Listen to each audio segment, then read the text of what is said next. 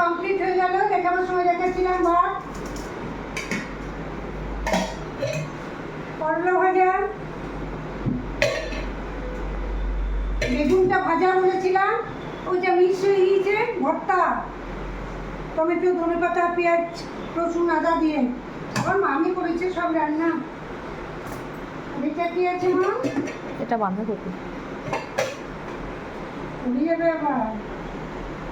এটা বাঁধাকপির তরকারি।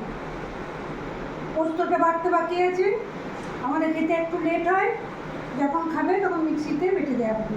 আজকে নিরামিষ। আজ নিরামিষ। আজ কী বার? বৃহস্পতিবার।